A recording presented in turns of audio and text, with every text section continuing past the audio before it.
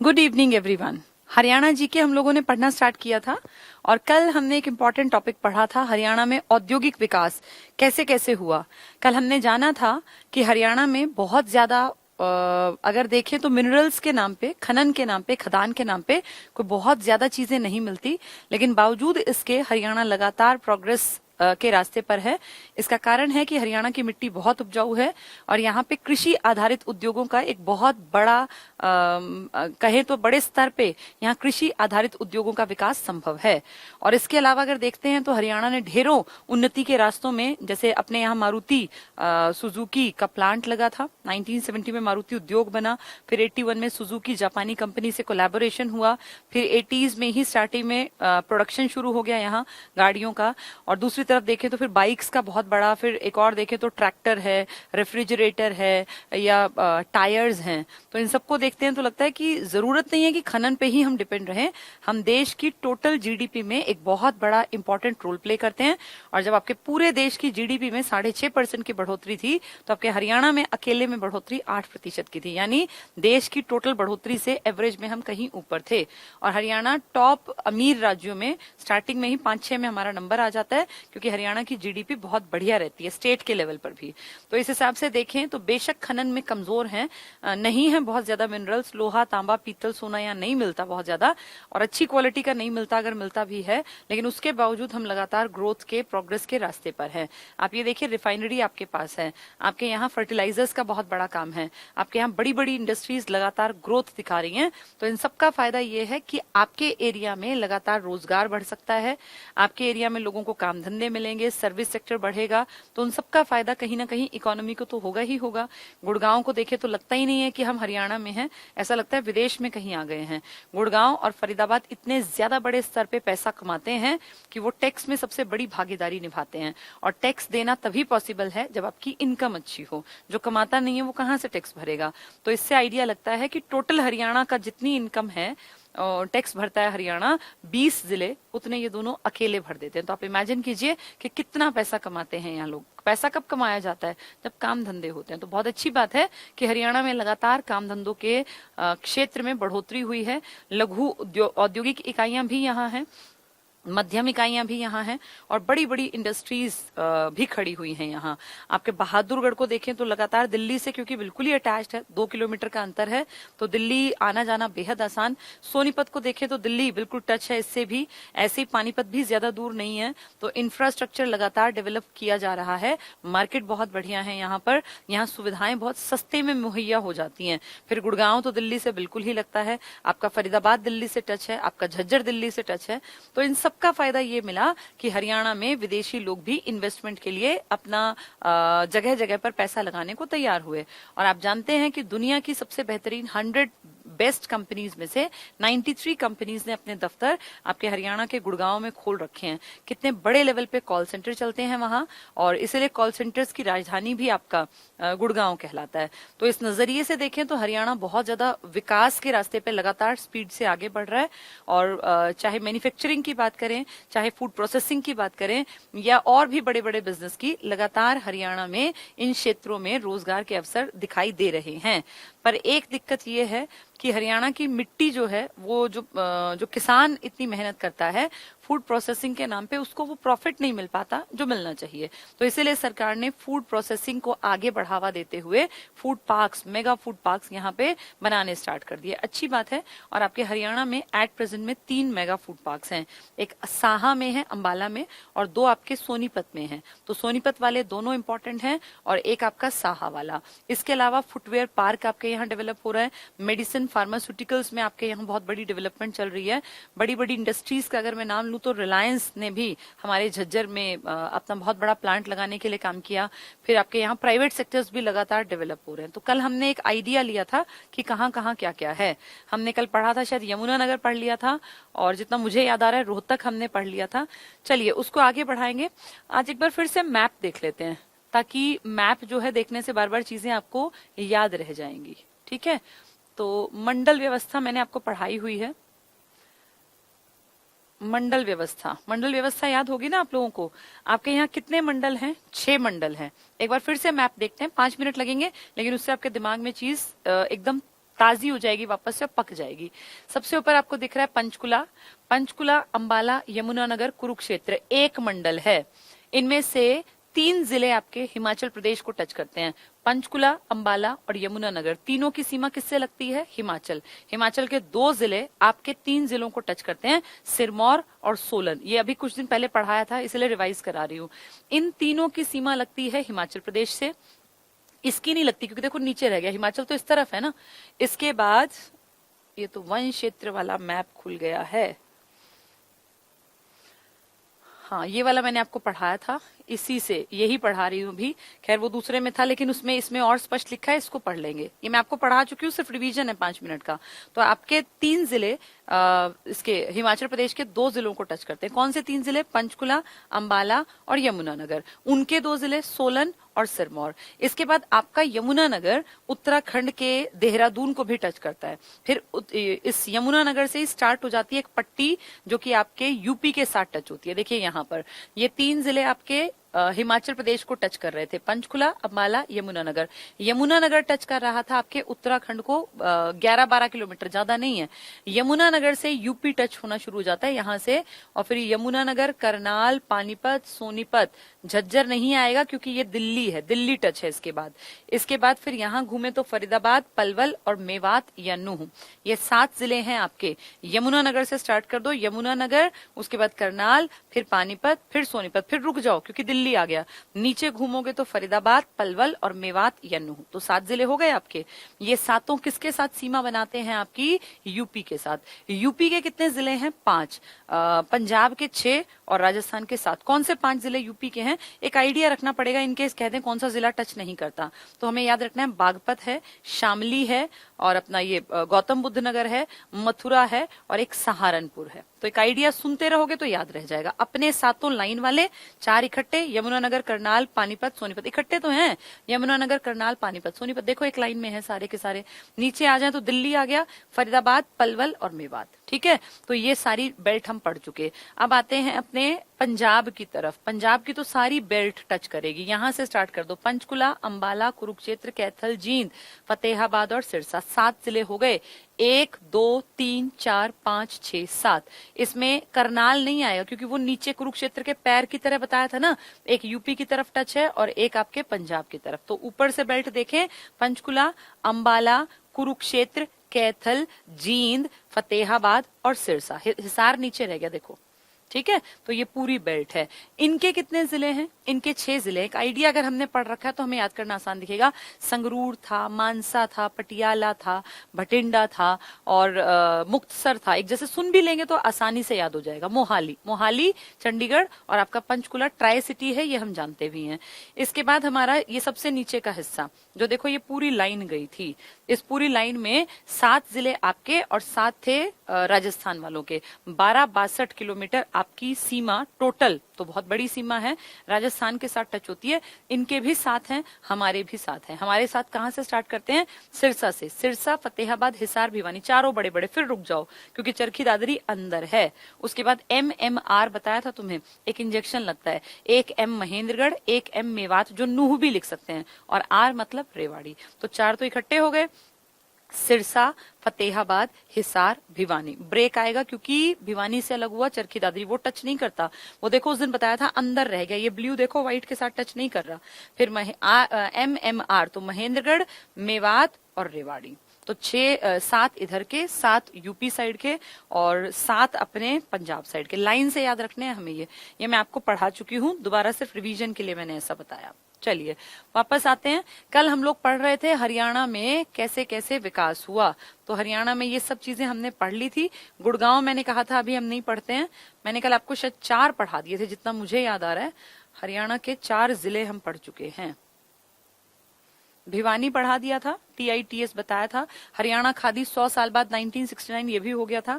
पानीपत बताया था, बाहौली में आपका लगा था, करनाल में, लेकिन फिर वो पानीपत में। NFL बताया था, विद्युत इसकी इलेक्ट्रिसिटी की बहुत ज्यादा फ्लक्चुएशन से बचाने के लिए कैप्टिव संयंत्र हमने लगाया हुआ है, ये सब मैंने आपको पढ़ा दिया था। नेशनल फर्टिलाइजर, तेल शोधक और कैप्टिव विद्युत संयंत्र, ये सब हो चुका हमारा। यमुनानगर भी मुझे याद है, कल मैंने करा दिया था। बल्लारपुर इंडस्ट्रीज लिमिटेड था, BILT, BII मतलब बल्लारपुर इंडस्ट्रीज, LT मतलब लिमिटेड, तो ये सब हम पढ़ चुके हैं। इसके बाद रेलवे कैरेज जगाधरी, ये भी हमने पढ़ लिया। ये इसमें व्हाइट क्यों आ रही है आज जगह? अच्छा ये अपलोड नहीं है, ठीक है, तो हमें तो पढ़ना यहीं से था, ये जो लोड वाला नहीं है इसमें। Timber market, timber market complete हो गया था ना, हमें तो रोहतक नहीं सिरसा पढ़ना था, कल हमने 4 किए थे, इससे ऊपर वाले 2। चल थोड़ी देर में हो जाएगा वो। अच्छा दूसरी फाइल उसमें भी सेम है, ठीक है ठीक है, चल उसको दूसरी वाली को खोल दे। तो रोहतक और सोनीपत के बारे में मैंने कल आपको बताया था कि रोहतक बहुत एडवांस इसीलिए भी है क्योंकि रोहतक में आपके 10 साल तक सीएम रहे थे जो ये हुड्डा जी हैं, और इन्होंने अपने सड़कों का बहुत बढ़िया विकास किया। रोहतक सच में घूमने लायक शहर बना दिया था। और इस रोहतक में ये जो था ना एकल खिड़की योजना, जिस कारण विदेशी कोई कंपनी आए तो उन्हें दिक्कत ना हो, लाइसेंसिंग भी वहीं पर है, सारी सुविधाएं भी, बैंकिंग की भी, तो उसके कारण इनका विकास हुआ। रोहतक में आपके देश का IIM जो लिमिटेड है आपके देश में बहुत गिने चुने, वो आपके हरियाणा के रोहतक में है। रोहतक में MDU है जो कि 1976 में बनी। रोहतक में बहुत बड़े स्तर पे एक मार्केट है शौरी मार्केट, जो कपड़े के लिए बहुत बड़े स्तर पे जाना जाता है। ठीक है, ये तो इसमें भी है। चलो कोई नहीं, जितना है उतना पढ़ लेते हैं, बाकी कल करा दूंगी। इसको फोन में चेक कर ले अगर हो सकता है तो। हाँ फोन से कर दे, कोई बात नहीं। चलिए पानीपत ये तो कल मैंने करा दिया था, ये कंप्लीट था। इसके बाद यमुनानगर, ये लास्ट कराया था यमुनानगर। इसके बाद वाली फाइल चल तू फोन से निकाले, तक जो खुल रहा है उसको मैं पढ़ा देती हूँ तब तक, ठीक है। शताब्दी एक्सप्रेस तो मैंने पढ़ा दिया था कल। चलो रोहतक से पढ़ लेते हैं, कोई बात नहीं, वो तो एक एक करके ही पढ़ने थे। पहले रोहतक पढ़ लेते हैं, सिरसा बाद में पढ़ लेंगे। रोहतक की बात करें तो मैंने आपको बता दिए, सारे पॉइंट्स बता दिए, सिर्फ ये पढ़ने से हो गया। अच्छा कोई बात नहीं, इतना पढ़ा दूं फिर देख लेते हैं। तो देखो रोहतक क्या है। रोहतक में एकल खिड़की योजना बताया मैंने आपको कि लाइसेंसिंग, बैंकिंग, परमिशन सब एक जगह मिल जाती है, जिससे कि बहुत भागदौड़ नहीं करनी पड़ती। तो यहाँ पैसा लगाना फिर किसी भी अमीर आदमी को आसान दिखेगा। तो एकल खिड़की योजना के कारण इस जिले का औद्योगिकरण तेजी से हो रहा है, विशेषकर राष्ट्रीय राजमार्ग के दोनों ओर होने के कारण बहादुरगढ़ औद्योगिक क्षेत्र का विकास तीव्र गति से हो रहा है। आपका जो बहादुरगढ़ है ना, ये तो दिल्ली से बिल्कुल टच है, बिल्कुल, इसलिए इसको बोलते हैं गेटवे ऑफ हरियाणा, यानी हरियाणा की एंट्री का बहुत बढ़िया रास्ता है। और बहादुरगढ़ लगातार उभर रहा है। ढेरों आप वहां देखिए कितनी सारी इंडस्ट्रीज बहादुरगढ़ की तरफ पहुंच गई हैं। कहीं लेदर के उसमें काम हो रहा है, फुटवेयर के पार्क्स बन रहे हैं, कहीं कंस्ट्रक्शन आप देख सकते हैं। तो धीरे धीरे करके क्या हो रहा है, बहादुरगढ़ के विकास के चलते इस पूरे सेक्टर का, जो रोहतक मंडल में जितनी चीजें आती हैं, इन सबका विकास पॉसिबल है। क्योंकि झज्जर है, रोहतक है, भिवानी है, चरखी दादरी है, ये पूरी एक ही तो बेल्ट है, एक ही तो मंडल है। तो बहादुरगढ़ का भी बहुत फायदा, और तरह तरह के इंडस्ट्रीज बहादुरगढ़ की तरफ पहुंच गई हैं, जहां लगातार प्रोडक्शन के ऊपर काम किया जा रहा है। और जब प्रोडक्शन होगा तो फिर रोजगार मिलेगा, रोजगार मिलेगा तो लोगों को नौकरियां मिलेंगी, नौकरी मिलेगी तो तनख्वाह मिलेगी, तो पूरे क्लस्टर का डेवलपमेंट अपने आप हो जाएगा। ठीक है, बहादुरगढ़ गेटवे ऑफ हरियाणा, ये बहुत इंपॉर्टेंट है एग्जाम के लिए। तो गेटवे ऑफ हरियाणा किसको कहा जाता है, बहादुरगढ़ को। बहादुरगढ़ इंपॉर्टेंट है। रोहतक में चीनी बनाने का कारखाना भी स्थित है। चीनी बनाने के तो ढेर कारखाने हैं, लेकिन अगर शुगर सिटी कहेंगे तो आप कहेंगे पलवल और रोहतक, दो हैं, दो को इंपॉर्टेंस देनी होती है शुगर सिटी के नाम पर। गन्ना आपका पूरा पैदा करती है यमुनानगर के, जो ये यमुना वाली बेल्ट है ना, चाहे यमुनानगर है, पानीपत है, करनाल है, सोनीपत, पूरी बेल्ट में गन्ना है। लेकिन अगर कहेंगे शुगर सिटी तो आप कहेंगे पलवल और रोहतक। ठीक है, तो रोहतक हुआ। रोहतक में 3-4 ही पॉइंट है, सारे काम के हैं। सोनीपत, सोनीपत जाना जाता है पुराने टाइम में, मतलब कुछ साल पहले तक साइकिल निर्माण का बहुत बड़ा कामकाज था यहाँ। तो साइकिल निर्माण के लिए यहाँ पर एटलस साइकिल फैक्ट्री हुआ करती थी। अब भी एक रोड सोनीपत में एटलस रोड कहलाता है, उसका नाम एज इट इज आज भी एटलस रोड है। और एटलस रोड इसलिए है क्योंकि वर्ल्ड की बहुत बड़ी कंपनियों में एटलस कंपनी की गिनती होती थी, और इनकी साइकिल बनाने की तकनीक उस टाइम में बेची गई थी। तो बहुत बड़ी अचीवमेंट थी। आप ये देखिए, आज हम कहते हैं टेक्नोलॉजी उतनी एडवांस्ड हमारे पास नहीं है, दुनिया के पास है, लेकिन आपने बहुत सालों पहले तकनीक बेच के पैसा कमा रखा है। तो टेक्नोलॉजी की अगर मैं बात करती हूँ तो सोनीपत में जो एटलस कंपनी थी, इसने अपनी तकनीक बेच के और तब पैसा कमाया था। तो पढ़ लेते हैं यहाँ का। अच्छा ठीक है, फिर इसको एक बार पूरा कंप्लीट कर दो, तब तक मैं, तुम इसको आराम से कर लो, मैं इनको थोड़ा पढ़ा देती हूँ तब तक। सोनीपत मैंने बता दिया। सिरसा की बात करते हैं।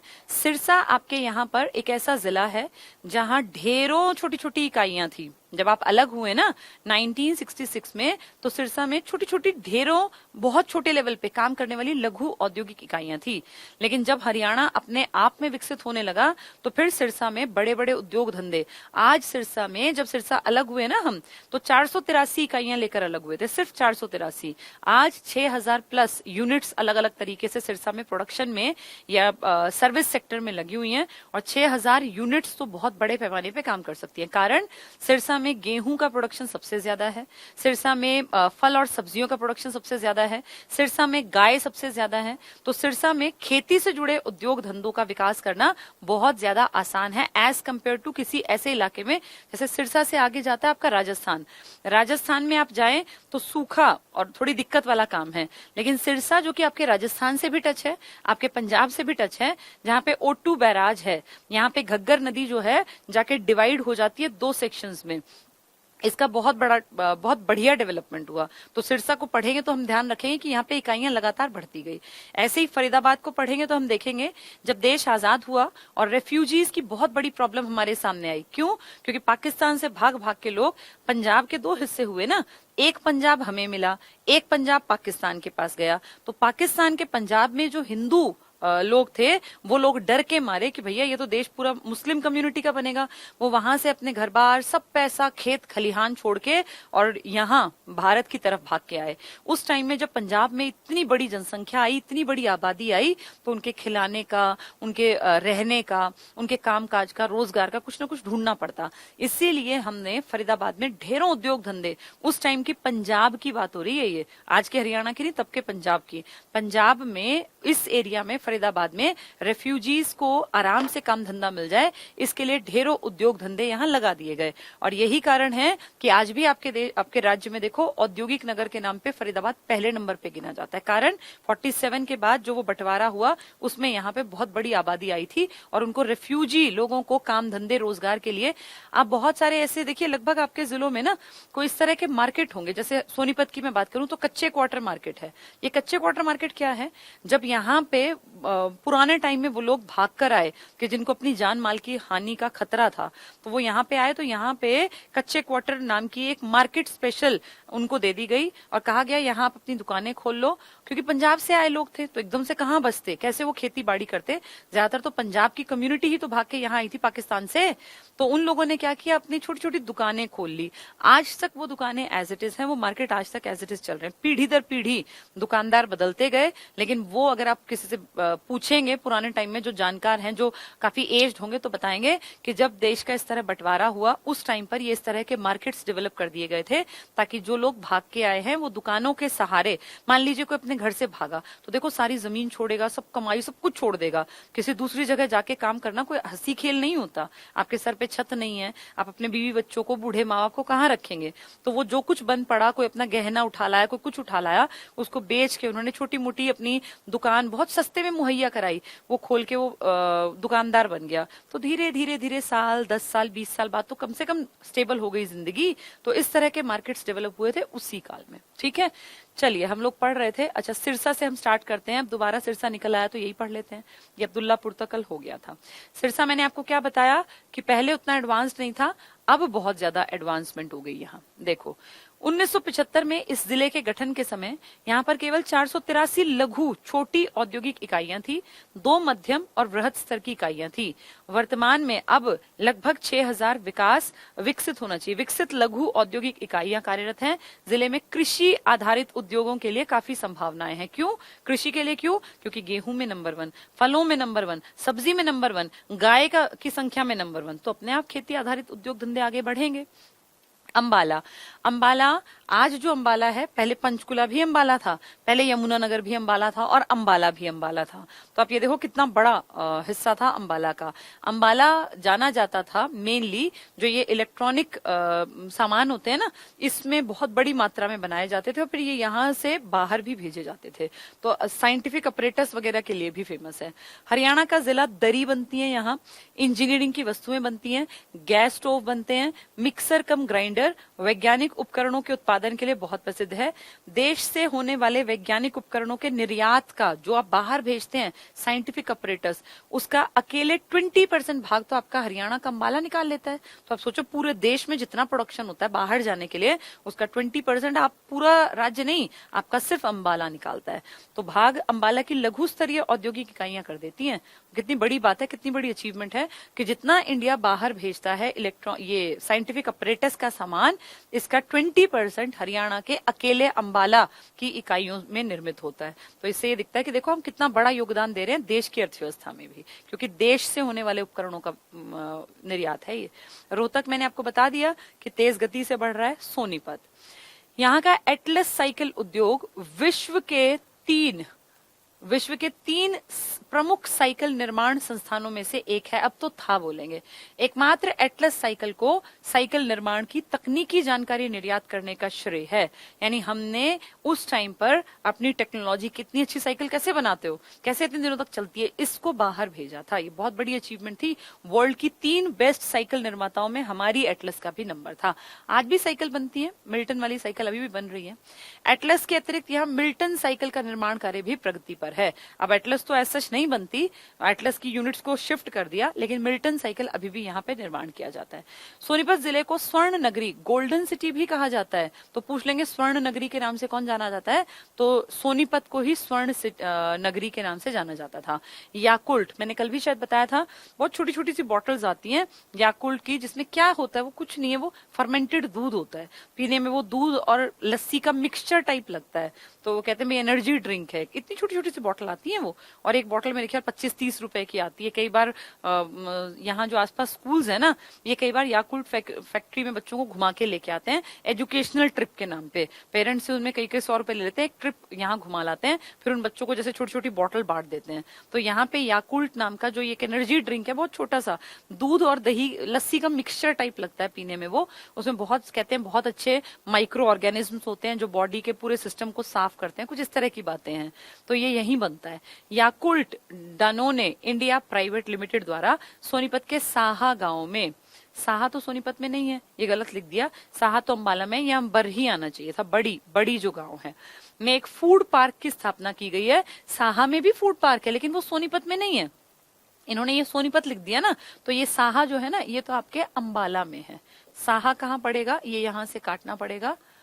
साहा नहीं है यहाँ, सोनीपत के बड़ी गांव में, ये है गांव सोनीपत का। साहा वैसे ठीक है, साहा नाम की जगह भी है, अंबाला में फूड पार्क भी है, लेकिन क्योंकि सोनीपत का कह रहे हैं तो बड़ी गांव में एक फूड पार्क की, ये मेगा फूड पार्क है, 3 मेगा फूड पार्क है, बहुत बड़े बड़े फूड पार्क की स्थापना की गई है, जिसकी इकाई में फर्मेंटेड दूध, मैंने बताया ना, ये दूध और लस्सी, फर्मेंटेशन क्या होती है, जैसे आप ढोकला बनाते हैं तो उसमें आप फर्मेंटेड बेसन को यूज करते हैं दही मिला के, या आप जैसे ये छोले भटूरे बनाते हैं ना, भटूरे में फर्मेंटेशन चाहिए, जलेबी का जो पेस्ट होता है बनाने का वो फर्मेंटेड होता है। फर्मेंटेशन एक ऐसा प्रोसेस है जिसमें माइक्रोब्स पैदा हो जाते हैं आटे में या बेसन में, या कोई भी चीज, जैसे इडली बनाते हैं आप या डोसा बनाते हैं तो उसमें फर्मेंटेड, ऐसे दूध भी फर्मेंटेड होता है। लेकिन ये फर्मेंटेड दूध खराब नहीं होता, इसमें जो फर्मेंटेशन में बैक्टीरिया पैदा हो गया वो बॉडी के लिए, सिस्टम के लिए अच्छा बताते हैं। तो याकुल्ट की वो छोटी छोटी इतनी बॉटल्स आती हैं बस। फर्मेंटेड दूध की प्रतिदिन उत्पादन क्षमता 80 लाख बॉटल है एक दिन में। तो कितनी बिकती होंगी सोचो। हरियाणा में लोग उतना नहीं पीते क्योंकि तो दूध दही का प्रदेश है, लेकिन ये बिकती हैं बंगलुरु में जाके, मुंबई में जाके, दिल्ली में जाके, जहां लोगों को दूध वो पैकेट्स का मिलता है ना, तो वो क्या करते हैं कि दूध दही के नाम पे अपनी छोटी सी बॉटल पी ली और कहते हैं एनर्जेटिक फील होता है। फिर कुछ नहीं है हमारे लिए तो फालतू की, कैसे लस्सी और दूध का मिक्सचर हमें कैसा लगेगा, लेकिन इनके लिए देश में सोचो 80 लाख बॉटल एक दिन में बनती है, तो एक महीने में कितनी बॉटल, और सालों से चल रही है तो कितनी बॉटल इसकी यूज होती होंगी। याकुल्ट फैक्ट्री ये इंपॉर्टेंट है, बहुत बड़ी फैक्ट्री है ये भी। चलो नेक्स्ट देखें, ग्लेक्सो स्मिथ क्लाइन भी बोल देते हैं इसी को, ग्लेक्सो स्मिथ क्लाइन या Smith Kline consumer health care, ये भी कुछ खाने पीने का बनाता है। इंग्लैंड की ये कंपनी है। सर्वाधिक प्रसिद्ध उत्पादन इसका हॉर्लिक्स है। हॉर्लिक्स दूध में डाल के पीते थे ना, अब तो ढेरों ड्रिंक्स आ गए, लेकिन पहले एक टाइम था जब हम छोटे थे तो सिर्फ एक हॉर्लिक्स हुआ करता था।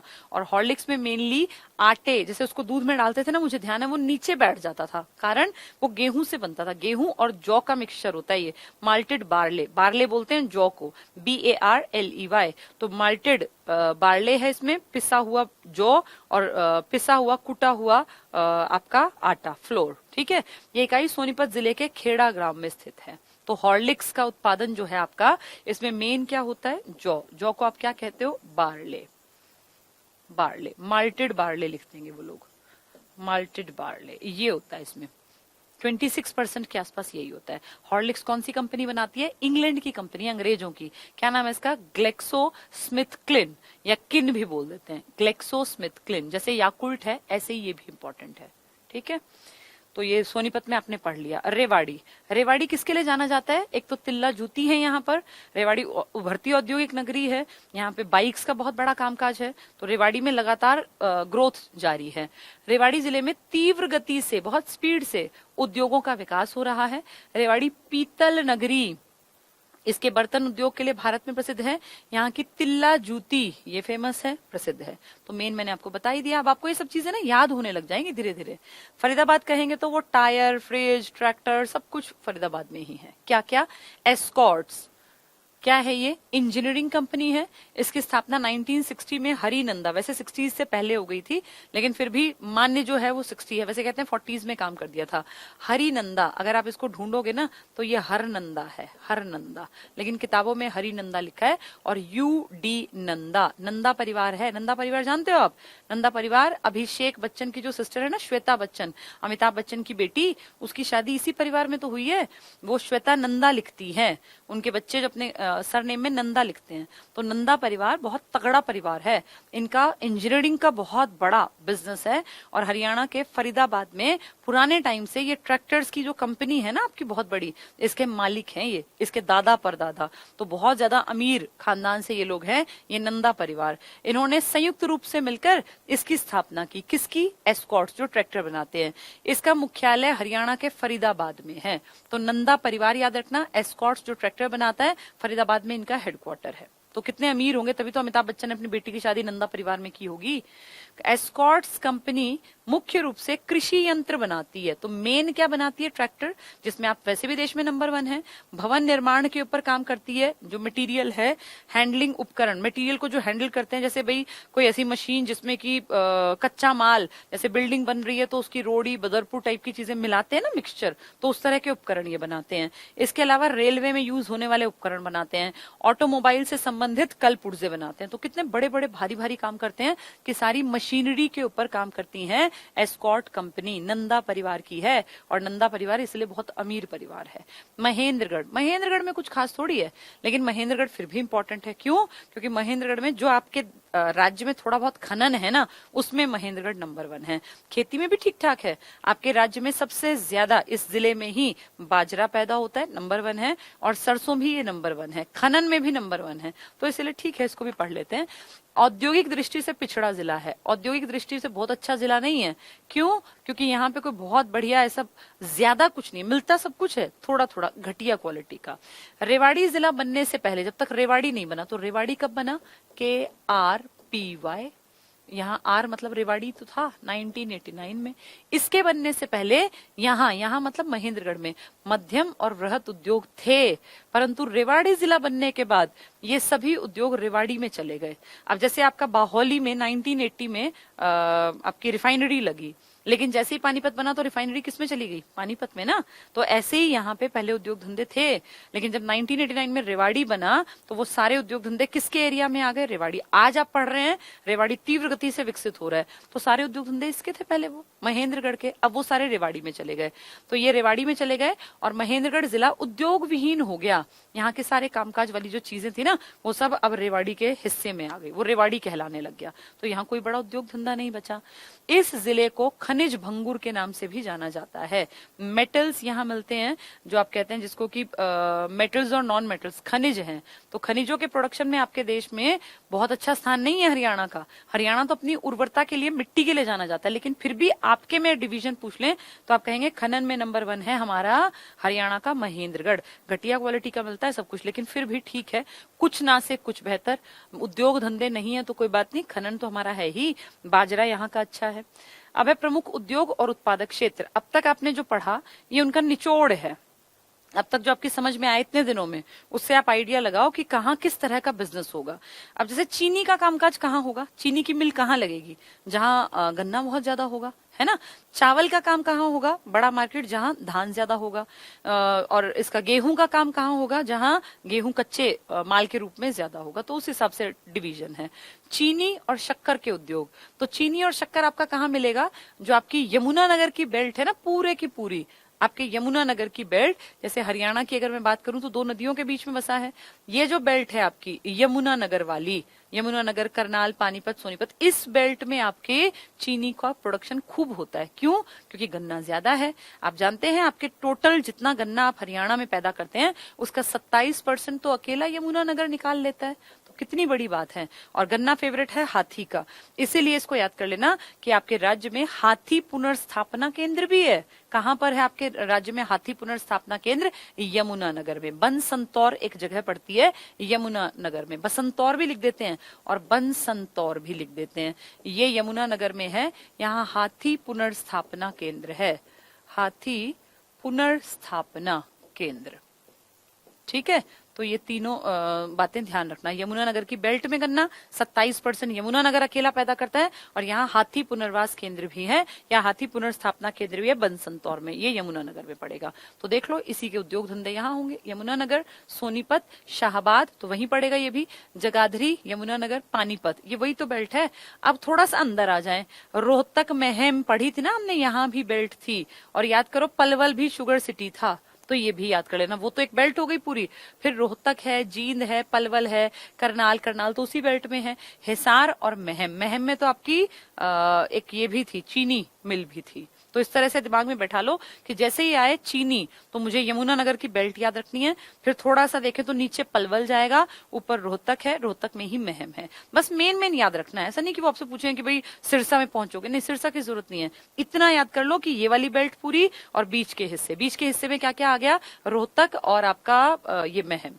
ठीक है, फिर अगर देखें तो पलवल शुगर सिटी है ही, करनाल तो इसी बेल्ट का हिस्सा है। एक आधा नहीं भी याद होगा कोई बात नहीं, एक आइडिया आपको रखना जरूरी है, क्योंकि पेपर में जब आएगा तो आप समझ पाओगे अगर आपने चीजों को सीखा है तो। सीमेंट उद्योग कहाँ है आपका? सूरजपुर। सूरजपुर दादरी में बिल्कुल नहीं है, गलत दिया हुआ है। ये टाइपिस्ट ऐसे छोटे मोटी मिस्टेक कर देते हैं। सूरजपुर आपका पड़ता है पंचकुला में। कालका सुना है ना, कालका वहीं पड़ता है ये पंचकुला में। तो सीमेंट उद्योग है आपके हरियाणा में। और सीमेंट कोई बहुत पुरानी चीज नहीं है। 1904 में पहली बार जोसेफ आस्पडीन नाम के आदमी ने सीमेंट बनाई थी। सीमेंट ताकत देती है, मजबूती देती है बिल्डिंग्स को। आपके यहाँ पे सीमेंट उद्योग वैसे तो कई जगह फैले हुए हैं, लेकिन मेन पूछेंगे तो सूरजपुर टिक कर देना। कहाँ है ये? पंचकुला में। ठीक है। औषधि उद्योग जो ये मेडिसिन के ऊपर काम है, ये गुड़गांव में। और डुंडा हेड़ा, डुंडा हेड़ा भी तो गुरुग्राम में ही पड़ता है, गुरुग्राम में ही। तो यानी गुरुग्राम में औषधि, मेडिसिटी आपको पता है ना, गुड़गांव को ही आप बोलते हो मेडिसिटी, मेडिसिन से जोड़ के, तो उससे याद कर लेना। नेक्स्ट है कागज का कामकाज। यमुनानगर याद करो, कागज का, रिफाइंड का, इन सब का काम था। तो कागज में पहले तो हम यमुनानगर ढूंढते हैं, ये रहा। ठीक है। पेपर सिटी जिसको आप बोलते हो, जगाधरी भी इसी में पड़ेगा, यमुनानगर में। इसके अलावा आपका फरीदाबाद, ये सेकेंडरी में याद कर लेना भाई, फरीदाबाद में भी छोटा मोटा काम है। धारूहेड़ा में भी है। धारूहेड़ा कहाँ पड़ेगा आपके? रेवाड़ी में। ठीक है, धारूहेड़ा रेवाड़ी में। डुंडा हेड़ा पूछेंगे तो गुरुग्राम, और धारू दोनों में हेड़ा है। धारूहेड़ा पूछेंगे तो रेवाड़ी। मेन याद करना यमुनानगर वाला, वो इंपॉर्टेंट है। गोला बारूद, आपको शायद पता ना हो, आपके देश में सेना में जितना गोला बारूद यूज करते हैं ना भाई, गोले बम बना के ये थोड़ी खुले में छोड़ देते हैं, इनको बक्सों में फिट कर देते हैं, बक्सों में रखते हैं ताकि ये बहुत जल्दी सीले ना, खराब ना हो। जब लड़ाई होगी तो थोड़ी गोले बारूद बनेंगे, पहले से सेफ हैंड रखना पड़ता है। तो हमारे गोला बारूद रखने के बहुत बड़े पैमाने पे बक्से बनाता है हरियाणा का यमुनानगर। कितनी बड़ी बात है। सेना में देखो आप कितना काम करते हो। आपके देश में जितने टोटल सैनिक सैनिकों को कंबल दिए जाते हैं, क्योंकि सैनिकों को कंबल मिलते हैं हर सैनिक को। उस कंबल का 75% हिस्सा तो हरियाणा से जाता है। आपका पानीपत है जो 75% कंबल सेना में यूज होने वाले बनाता है अकेला, तो कितनी बड़ी बात है। ऐसे ही आपका जो यमुनानगर है ये गोला बारूद रखने के बक्से बनाता है, और सेना में हमारे जवान जो हैं वो तो हैं ही बहुत बड़ी मात्रा में। सिटी ऑफ वॉर हीरोज आपका भिवानी है, आपका शहीदों का गांव आपका तिगांव है, अमर शहीदों का गांव, शहीदों का शहर आपका झज्जर है। तो ये कितनी बड़ी अचीवमेंट है। हम सेना के लिए डायरेक्ट और इनडायरेक्ट बहुत काम कर रहे हैं। कंबल भी हमारे पानीपत से बन रहे हैं, हम उनके यूज करने के लिए, भाई वो भी तो देश के लिए काम करते हैं, तो ये कोई एहसान नहीं है। ये दिखाने के लिए कि हम सच में कुछ ना कुछ तो डायरेक्ट और इनडायरेक्ट योगदान दे ही रहे हैं। तो गोला बारूद रखने के जो बक्से हैं वो यमुनानगर में, ठीक है। नेक्स्ट है पेट्रोल। पेट्रोल आती है आपके दिमाग में क्या आना चाहिए? रिफाइनरी, बाहोली जो पहले करनाल था, बाद में पानीपत। तो पानीपत है, थोड़ा बहुत करनाल तो खैर उसका पुराने वाला है, बावल छोटे मोटे लेवल पे। मेन पेट्रो में पानीपत को, इनको छोड़ सकते हो, पुराने टाइम का है करनाल। मोटर वाहन उद्योग, जैसे ही मोटर वाहन आए, गाड़ी आए, तो आपको गुड़गांव याद करना है, क्योंकि गुड़गांव में तो है आपका मारुति सुजुकी वाला। फिर इसके बाद छोटे मोटे पार्ट्स के लिए फरीदाबाद के उद्योग धंधे अभी आप पढ़ के आ रहे थे, तो मोटर वाहन में कुछ छोटे मोटे पार्ट्स हैं ट्रैक्टर के और इन सब के। और पिंजौर पंचकुला वाला। साइकिल के नाम पे सबसे पहले आपके दिमाग में सोनीपत आना चाहिए, एटलस और मिल्टन दोनों याद रखना। फिर इसके बाद अब तो ढेर जगह बनती है, फरीदाबाद में, पलवल में, जींद में, पर मेन क्या था? सोनीपत, जिसको अपनी तकनीक बेचने के कारण भी इंपॉर्टेंस मिली। इंजीनियरिंग उद्योग कहाँ है आपके? जहां सबसे ज्यादा उद्योग धंधे आपके खोले गए वहां इंजीनियरिंग उद्योग ही तो है।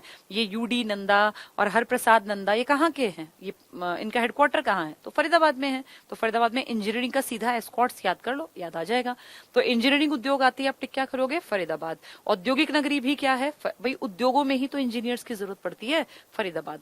कपड़ा उद्योग कहेंगे तो भिवानी याद है, 1937, 1943, अभी पढ़ा तो था हमने कल परसों, लगातार हम पढ़ रहे हैं। TITS, the technological institute of textile and sciences, यानी टेक्सटाइल कपड़े में भी टेक्नोलॉजी और साइंस की बात करता है भिवानी। GD बिड़ला, घनश्याम दास बिड़ला ने ये बहुत बड़ा सेंटर खोला और आज तक यहाँ रिसर्च एज इट इज चल रहे हैं।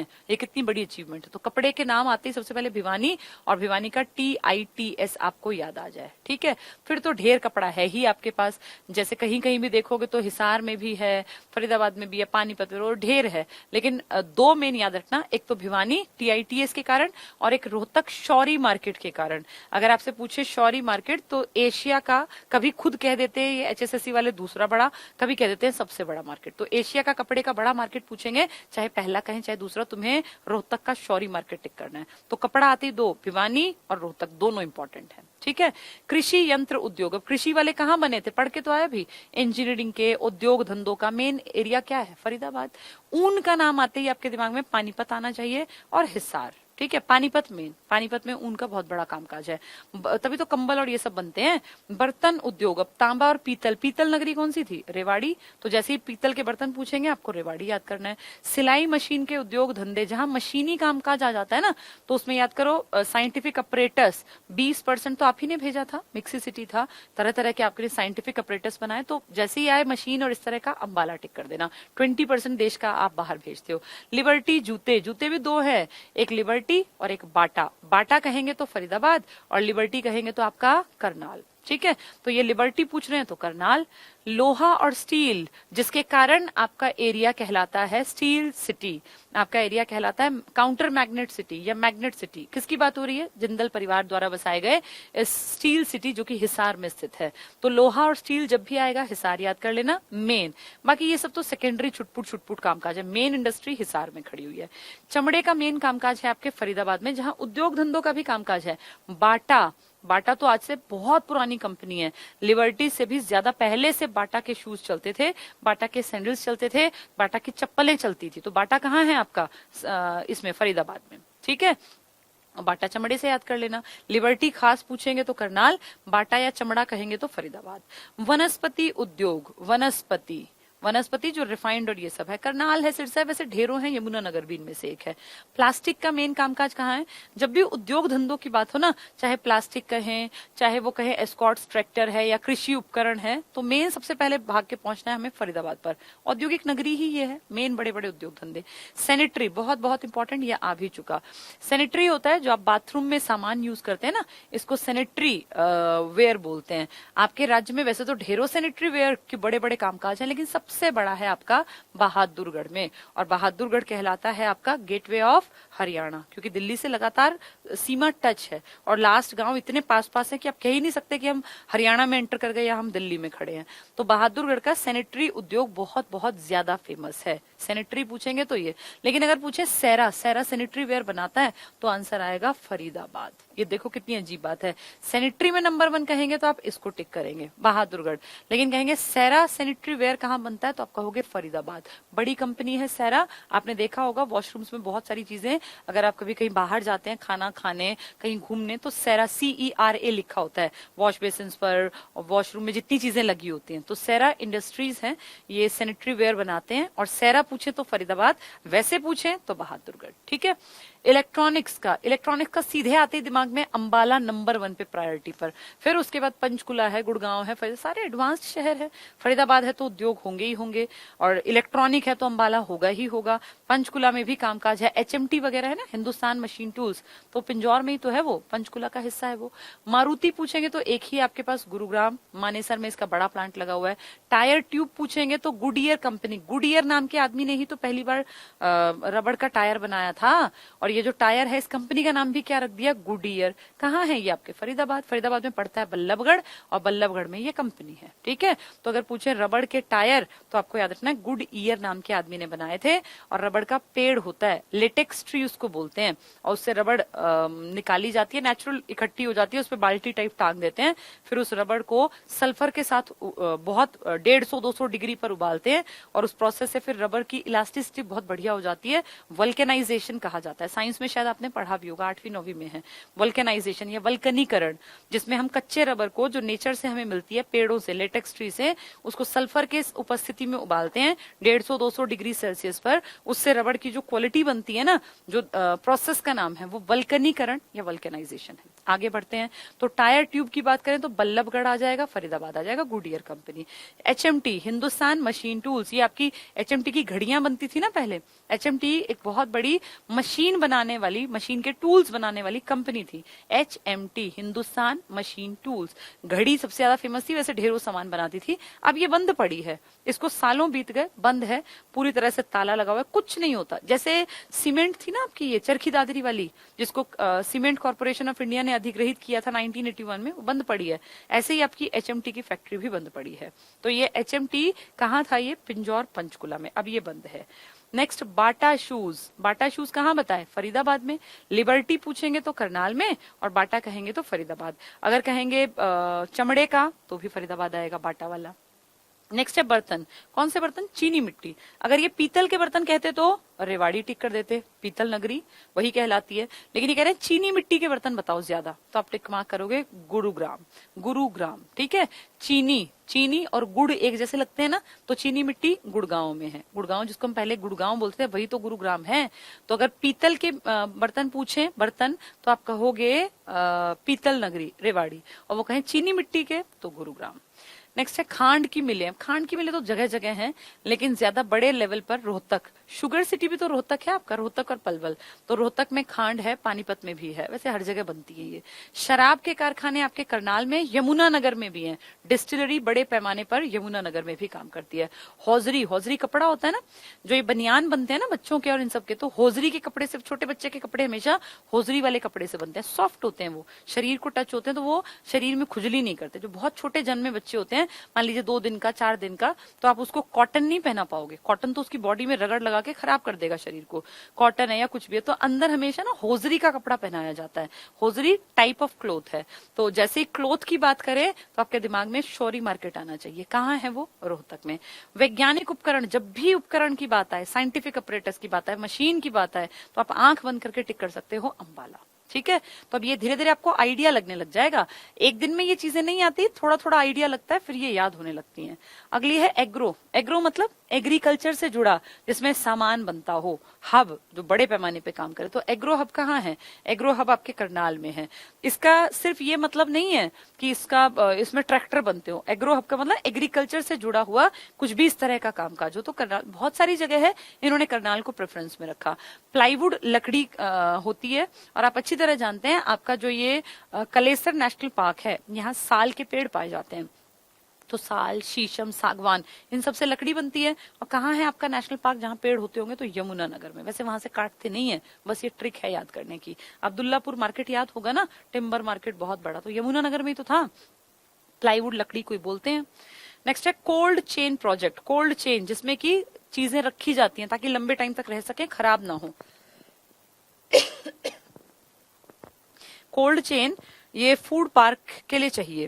भाई कोई सामान आपका है खाने पीना इस तरह का, पेरिशेबल है, खराब हो जाएगा, पानी का कंटेंट ज्यादा है उसमें, तो आप क्या करेंगे? आप कोल्ड स्टोरेज। अब जो ये सेब हैं, अब इस साल में अब जो सेब का उत्पादन आप देख रहे हो, रेहड़ी पे हर जगह सेब ही सेब है। इतने सेब उतरेंगे तो सारे यूज थोड़ी होंगे। इनमें से बहुत बड़े अमाउंट को सेब को उठा के और कोल्ड स्टोरेज में डाल देंगे। फिर उनको अगले साल मई, जून, जुलाई में निकालेंगे और बेचेंगे। तब मई, जून, जुलाई में कोई सेब उतरता थोड़ी है। उस टाइम जो आप सेब खरीद के लाते हो ना, 150 रुपए किलो, 200 रुपए किलो, 180 रुपए किलो या 130 रुपए किलो, कारण वो फ्रेश नहीं होता, वो कोल्ड स्टोरेज से निकला हुआ सेब होता है। अब मटर आएंगी अब ताजी। अभी मटर देखो 200 रुपए किलो बिक रही है, 150 रुपए किलो बिक रही है। कुछ दिनों में मटर बहुत सस्ते में बिकेंगी। उस टाइम क्या करेंगे? मटर को खरीद के बड़ी बड़ी कंपनीज वाले और इनके दानों को निकाल के और कोल्ड स्टोरेज में डाल देंगे। फिर इनको बेचते रहेंगे। सफल की मटर पूरे साल बिकती हैं। जब हम छोटे थे तो सीजनी सब्जियां होती थी, तब मटर कोई गर्मी में नहीं खा सकता था। आज आप जब चाहो 24 घंटे, पूरे महीने, पूरे साल कोई भी सब्जी खा लो। पहले गाजर सिर्फ सर्दियों में आती थी, मटर सिर्फ सर्दियों में, गोभी सिर्फ सर्दियों में, अब पूरे साल आती हैं। कैसे पॉसिबल है? कोल्ड स्टोरेज में रखी जाती हैं चीजें। तो कोल्ड स्टोरेज की एक पूरी चेन है। कहां पर? सोनीपत के बरही, इसी को बढ़ी कह देते हैं, बड़ी गांव। क्यों है यहाँ? क्योंकि ये मेगा फूड पार्क है, और फूड पार्क है तो फूड से जुड़ा कामकाज तो करेंगे ही, इसलिए कोल्ड चेन बनानी पड़ेगी। तो बड़ी 3 मेगा फूड पार्क तो आपके यहाँ ढेर है, नरवाना, जींद में है, डब्बाली, सिरसा में है, लेकिन मेगा बड़े स्तर पे जो काम करते हैं वो सिर्फ 3 हैं। एक साहा, एक बड़ी या बरही कह लो, और एक और आपके राई में। सोनीपत में 2 हैं और एक आपका अंबाला में है। ठीक है, तो कोल्ड चेन जिसमें की चीजें रखी जाती हैं सेफ। आईटी सेक्टर, आईटी का नाम आते ही दिमाग में क्या आता है आपके में? गुरुग्राम, आईटी वही है। जैसे मशीनों का नाम आते ही अंबाला दिमाग में आता है ना, ट्रैक्टर, टायर नाम आते ही फरीदाबाद, सैनिटरी का नाम आते ही बहादुरगढ़, पेट्रोकेमिकल का नाम आते ही पानीपत। तो ये सब चीजें दिमाग में कोड कर लो अब धीरे धीरे। आईटी का नाम आते ही गुड़गांव टिक कर देना। हीरो होंडा जो आपकी बाइक है, जो मुंजाल परिवार ने जिसके लिए काम किया, जिन्होंने की बहुत बड़े पैमाने पे बाइक्स बेची हैं, हीरो होंडा ही तो चलता था।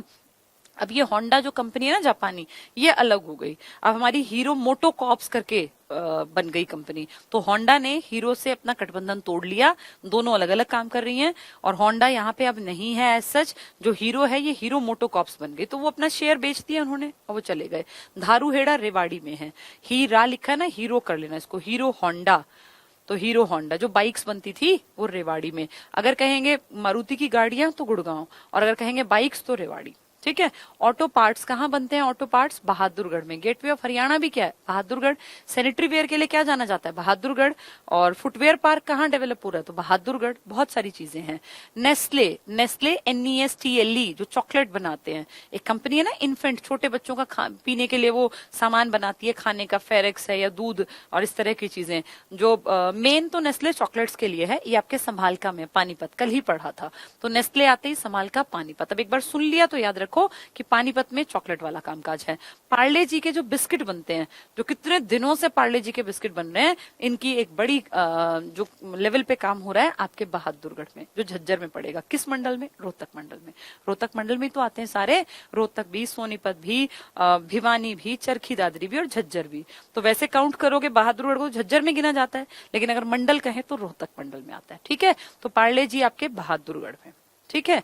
हरियाणा में प्रमुख उद्योगों की स्थापना। देखो तुमने 38 चीजें सीखी, अब इनमें से तुम्हें याद करनी पड़ेंगी, थोड़ी सी मेहनत लगेगी। कोई पेट्रोकेमिकल कहेगा तो दिमाग एकदम से बताए कि ये पानीपत की बात कर रहा है। कोई बुनकरों की बात कर रहा है, कोई सीमेंट की बात कर रहा है, सूरजपुर की बात कर रहा है। बुनकर कह रहा है तो पानीपत की बात कर रहा है। अगर वो पेट्रोकेमिकल कह रहा है तो फिर वो पानीपत की बात कर रहा है। कोई कह रहा है कि नेस्ले, तो वो फिर पानीपत की बात कर रहा है। ये हमें याद रखना पड़ेगा। एटलस कंपनी के काम की बात करें, मिल्टन की बात करें, तो वो स्वर्ण नगरी की यानी सोनीपत की बात कर रहा है। अगर यमुनानगर देखें तो कागज का बहुत बड़ा काम है, और गन्ने का बहुत बड़ा काम है, और चीनी का बहुत बड़ा काम है। तो ये आपको अब धीरे धीरे करके ना चीजों को समझना पड़ेगा।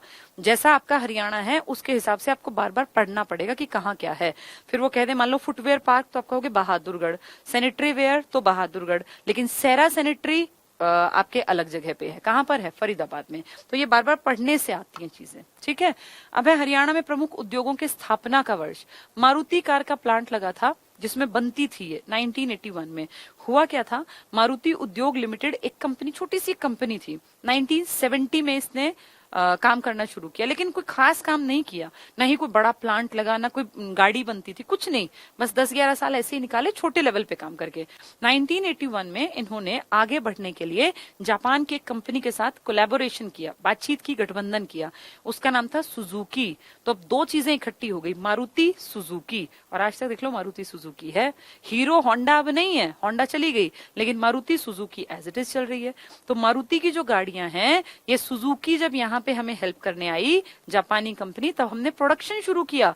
और तब 1981 में कोलैबोरेशन के बाद 1983 के आसपास जाके हमने गाड़ी बनानी शुरू की अपने लेवल पर यहाँ। उससे पहले हम क्या करते थे, सब कुछ बाहर से लाके सिर्फ असेंबल करते थे, लेकिन अब हमने यही निर्माण कार्य शुरू किया, उत्पादन इकाई, प्रोडक्शन की यूनिट खोल दी। कहाँ पर? अपने हरियाणा के गुड़गांव में, ठीक है, मानेसर में। तो मारुति कार का प्लांट 1981। अगर वो कहे मारुति उद्योग लिमिटेड तो आप कहोगे 1970, वो तो इंडियन था। ये सुजुकी के साथ कोलैबोरेशन है 81 में, और फिर इनके अंडर पहली गाड़ी जो बनी वो 83 में बनी। हीरो होंडा, हीरो होंडा देखो इसके तुरंत बाद, ये तो मारुति कार 81 में, इसके 3 साल बाद हीरो होंडा प्लांट, ये कहाँ है? आपके रेवाड़ी में। तो रेवाड़ी में हीरो होंडा, हीरो हमारी, होंडा विदेशियों की। होंडा अब अलग हो गई, 2011 के आसपास होंडा या 10 के आसपास होंडा ने हीरो से नाता तोड़ लिया, गठबंधन टूट गया, तो अब हीरो मोटो कॉर्प्स बन गई है, हीरो मोटो कॉर्प्स, ठीक है, रेवाड़ी वाली।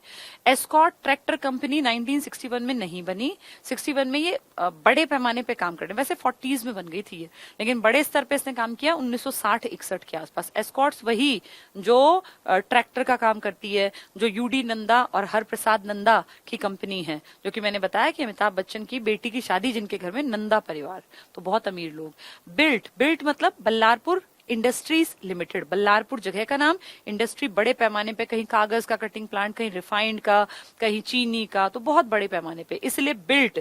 ये पेपर प्लांट, तो पेपर की बात कर रहे हैं, यमुनानगर 1929 में, ठीक है।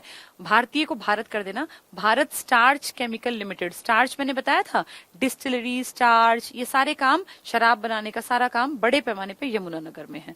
तो जब स्टार्च की बात करें तो भी यमुनानगर है, इसका सन इंपॉर्टेंट नहीं है। भिवानी टेक्सटाइल, हमारे टेक्सटाइल में सबसे पहली जो बड़ी चीज थी, ये बिल्कुल गलत है 1961, ये 1937 की घटना है। भिवानी में जो टेक्सटाइल मिल की स्थापना हुई 1937, फिर यहाँ पे सूती वस्त्र बना 1945 में। 1961 गलत है, बहुत बार ऐसी गलतियां छोटी मोटी किताबों में हो जाती है। टिम्बर मार्केट, जो लकड़ी का, याद होगा ना, 100 एकड़ में फैला बड़ा मार्केट, 150 से ज्यादा पुरानी दुकान है, 150 साल से पुरानी। अब्दुल्लापुर मंडी कहाँ पड़ेगा? ये आपके यमुनानगर में। तो आजादी के टाइम भी आपके यहाँ पे टिम्बर मार्केट था।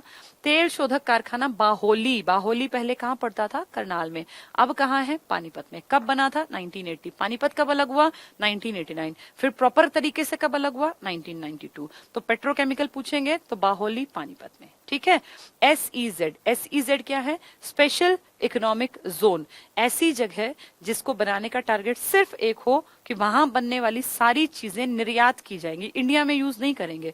ऐसे डेवलपमेंट जब किया जाता है किसी सेक्टर का, तो उसको सरकार बहुत सारी लीनियंट होकर सुविधाएं देती है। क्यों? क्योंकि ये विदेशों में भेजने वाला कोई कपड़ा, कोई सामान, कोई कलपुर्जा कुछ भी बनाएंगे, और विदेशों से इसी बहाने फॉरेन करेंसी आएगी, तो विदेशों में हमारा जितना सामान ज्यादा जाएगा उतनी अच्छी बात होगी ना। तो SEZ डेवलप किए जाते हैं, और हम फक्र के साथ कह सकते हैं कि हरियाणा में ढेरों SEZ सरकार बना चुकी है और बना रही है, क्योंकि यहाँ पोटेंशियल बहुत है हरियाणा में। तो SEZ special economic zone, economic मतलब पैसे वाले, तो विशेष आर्थिक क्षेत्र। हरियाणा में देश के सबसे अधिक विशेष आर्थिक क्षेत्र स्थित है। ये कितनी बड़ी बात है कि पूरे देश में सबसे ज्यादा SEZ, सेज बोल देते हैं इसको, स्पेशल इकोनॉमिक जोन आपके हरियाणा में है। तो कितना एक्सपोर्ट करते होंगे।